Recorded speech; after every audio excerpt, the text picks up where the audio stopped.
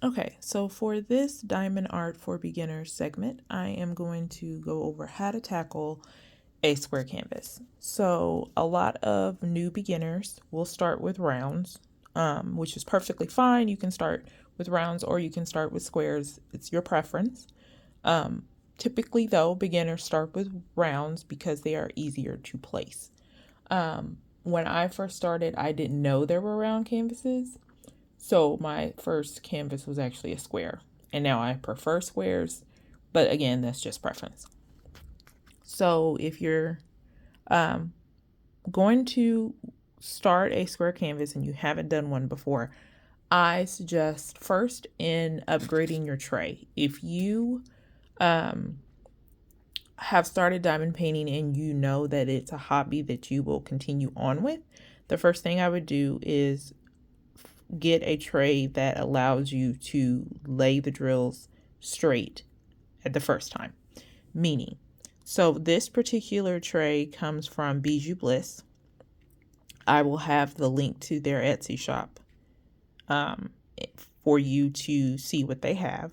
But I really love their trays because first they're 3D printed and they have lids that come with them, which is really great whether you're doing rounds or squares. Just in case you have to walk away from your canvas for a little bit, you can put your lid on. It also has a nice spout that can easily fit into your storage container when you're done with this color.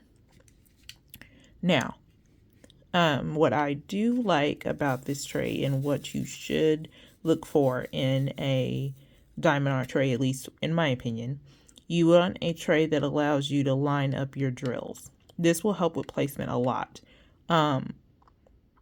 And honestly, the basic trays that come with the canvas itself is great to start off with. But again, you also want to make sure that you are upgrading at least your tray if you're going to be doing this as a hobby.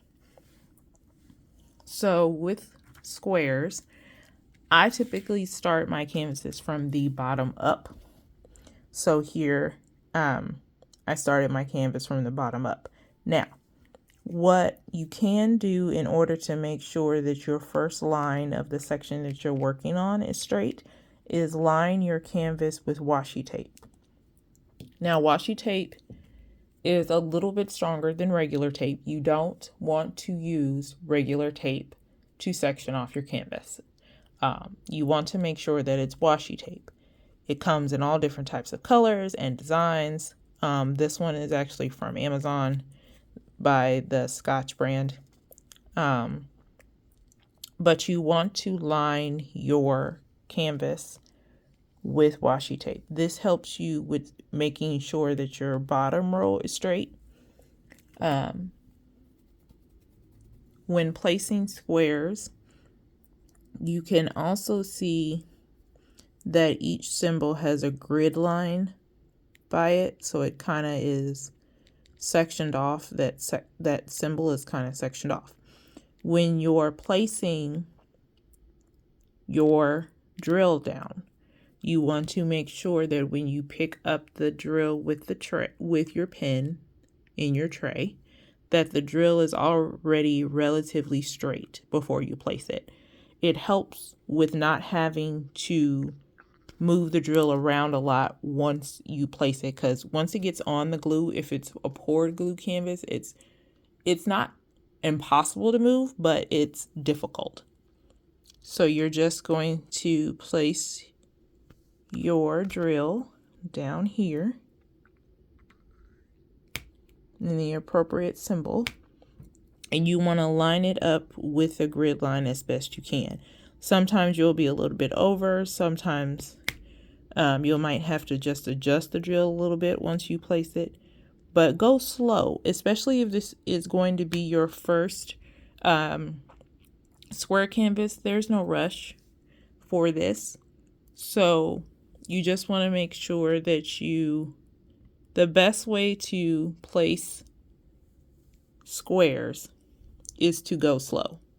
And then once you get to the hang of it and you are able to move from single placing to multi-placing, you can do it that way and gradually work your way up. So That's how I usually tackle my square canvases. And then once you get all of the drills together in a section, it looks more cohesive. You might notice if you're hodgepodging it like this, because I'm doing placing two symbols at once, that if you get the little drills by itself, they may look crooked, they may look kind of out of the grid a little bit, but that's okay within reason, because once you place the surrounding drills, it usually falls right into place. So just make sure that you are taking your time with the square canvases, and you will be able to finish your first square canvas. Another thing that I recommend that you invest in is a straightener of some sort. So this one I actually got from Diamond Art Club. It's just a flat metal, and this will actually help you straighten your drills up before you move on to the next row. Now, if you followed what I said before and went slow with your placing, you shouldn't have to straighten a lot, but sometimes you do have to at least push them down just a little bit. And just make sure that your row is straight before you move on. So hopefully this short little video about square canvases helps you with your first square canvas. If you prefer square or rounds, go ahead and comment and let me know which canvas type you prefer and why. Thank you. Have a good night. Bye.